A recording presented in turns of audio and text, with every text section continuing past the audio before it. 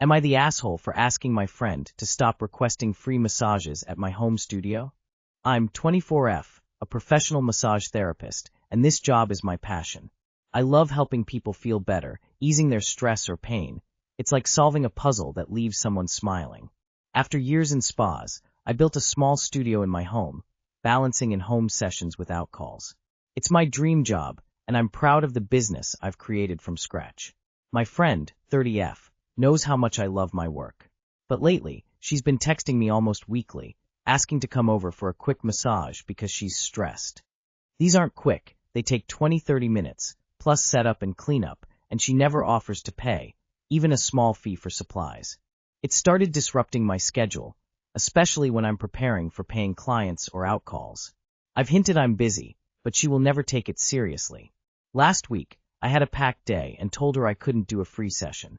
She got upset, saying, "I cherish money so much and should help friends out since I enjoy my job." I explained this is my livelihood, not a hobby, and I need boundaries. Now she's telling mutual friends I'm being cold. I feel guilty, but I can't keep giving free sessions. Not the asshole. Working in a commission-based world where that's your livelihood is hard enough. A friend asked if I would do something for free or at a discount. I told him that because he asked I'm going to charge him double, and that goes the same with my other friends and family. It's not a gift or caring unless you make that offer. If you had offered your services free of charge to her, then that would be a different story. But she doesn't get to demand the care and not pay for it. If she's unhappy, tell her she's welcome to pay for your services, even at a lower rate if you wanted, or she can find the services elsewhere. It's always funny to me when the person refusing to pay for a service calls the provider greedy. Like what? Not the asshole. Hopefully the mutuals are bright enough to recognize she's just being selfish and overly entitled. Not the asshole, you can't keep giving free sessions. It's really that simple. If she were a good friend, she would be a paying friend. I feel like I have read this one before. Not the asshole. As many others have said, when using any services that my friends provide, I pay and tip. A real friend will support your business by paying for your services. It not only shows that you respect that person's business, but a real friend wants to support and help you succeed. Next time, make her book and place a deposit, if you take deposits, like any other client. Not the asshole. Friends pay friends for work they do. Or trade favors, like offering to wash and vac your car in return for the free massage. Only selfish freeloaders do not pay or reciprocate. The only time you should give a free service is when you gift a friend or relative a free coupon for a birthday or Christmas, not when they selfishly demand one. Stop requesting, they stop asking, tell them no, and to stop being so selfish. Am I the asshole for letting my friend freeze? I have a friend staying at my house right now, for free if that matters. I live in Toronto, and he's from India. For the past week he's been complaining that it's too cold and wants me to turn on the heater. For the record, the internal temperature hasn't dropped past 20 OC once, even at night. My thermostat is set to 18 OC, so even if the heater is on it wouldn't put out heat. My friend thinks I'm freezing him on purpose because I refuse to turn it on. I don't know how hot he wants the place to be and think it's insane for the environment. Info. Maybe it wasn't clear, but it's not 20 all day long. 20 is the coldest it gets at night indoors. Max temps hover around 23-25. He has access to all of my clothes, including my ski jackets, and doesn't believe that he should have to wear anything beyond a vest and boxers indoors regardless of what part of the world he's in. Your house, your rules. I wouldn't turn the heat on either. Not the asshole, I live in Toronto, and it hasn't dropped below 20 degrees Celsius all week. He can put a sweater on. I would say not the asshole, but only because the friend thinks he should be comfortable in the house, wearing nothing but underwear, and is apparently annoyed at suggestions to simply put on another layer of clothes / a sweater or sweatshirt. Refusing all of that puts the guest in asshole territory. Outside of that, it wouldn't hurt to kick it up 1-2 degrees only when he's in the house. Tell him that it isn't about him. It's about the environment and energy costs. Winter clothes exist for circumstances like this, which he will have to assimilate to if he intends to live there. My house never goes above 18 when the heat is on. Not the asshole. My workplace keeps the temp set at 68 degrees Fahrenheit per 20 degrees Celsius, so he can just put on more layers. Honestly, an electric blanket or throw is amazing. Can't recommend enough when you are cold. Have him buy some sweatshirts and sweatpants. Not the asshole. Am I the asshole for hiding a stuffed animal? I, 15 female, will start out by saying I have very strict parents. I am expected to keep a certain GPA. My parents have specific expectations for how I look, etc., etc. One of their rules is that they hate things they deem childish, which involves owning toys past the age of like 10. Well, I've admittedly ignored this rule and still keep my favorite stuffed animal. I lost basically every other toy I owned, but I hid this one, and they didn't even know I still had it. My younger brother, 8 male, ended up finding it while looking for money in my room and decided to blackmail me and said if I gave him money he wouldn't tell. I did, and he ended up telling them anyway. Long story short, I got grounded, and they took it. They made me watch them trash it, and they dumped gross stuff over it to stop me from being tempted to get it. I asked if I could at least get the money my brother took from me back, and they said no, and I don't deserve it. I ended up digging through the trash anyways to get it back, and my friend RN is trying to wash it for me while I find a new hiding spot. Anyway, I feel bad for breaking a rule, but I feel like it's a dumb rule anyway. My other brother, 12 male, is on my side because our younger brother has done the same stuff to him, but for different reasons, and he thinks the rule is stupid. I still feel bad for making my parents mad though. Am I the asshole? Not the asshole. I still have some of my toys and blankets from when I was little. It's comforting. Parents like yours forget that someday they'll be dependent on someone else and subject to their whims.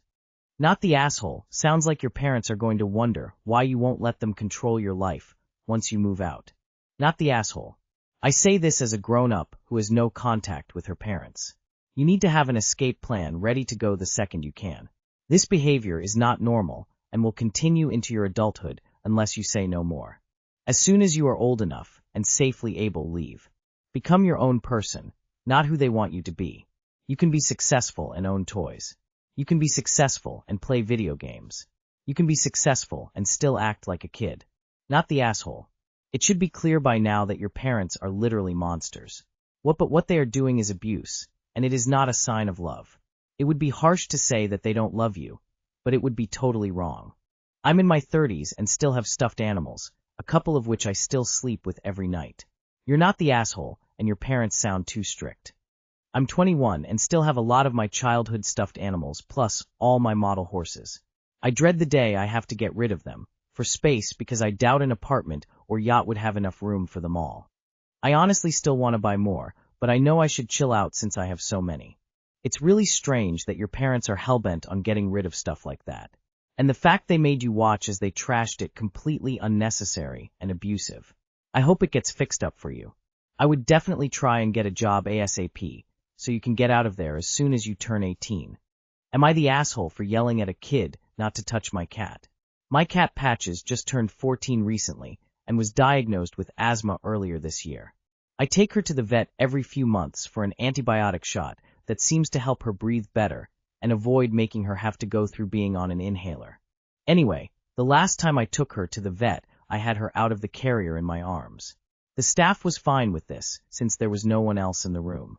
If a dog came in, I would put her back in and zip her up. So, I'm waiting for the vet to come out to get us when all of a sudden the door swings open. It's a mom and kid who is about 5.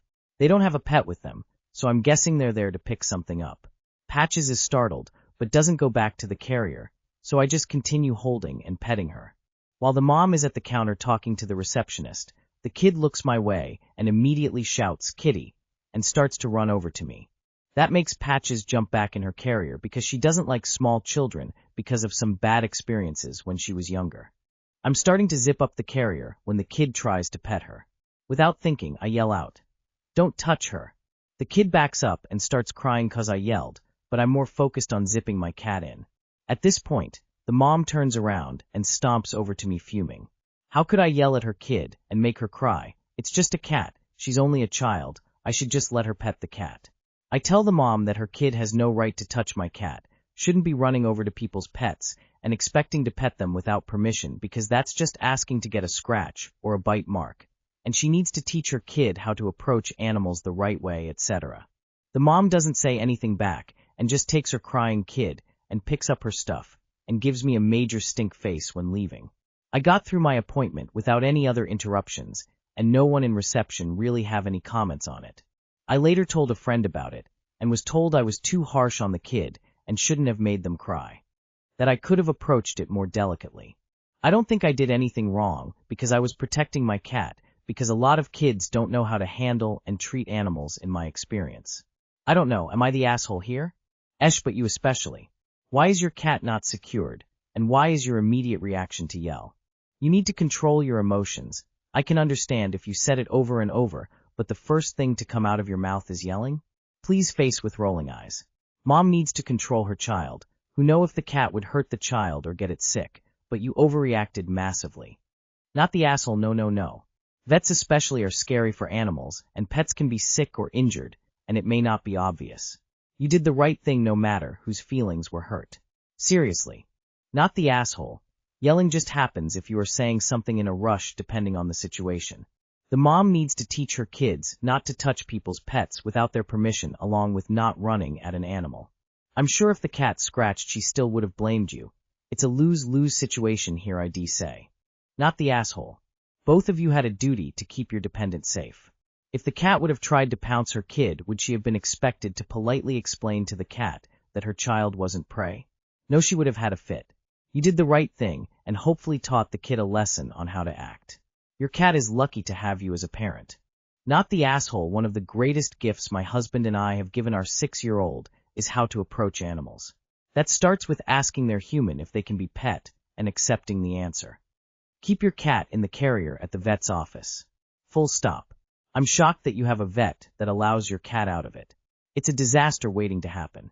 Protect your cat. They can't do it for themselves, and it's counting on you to be responsible.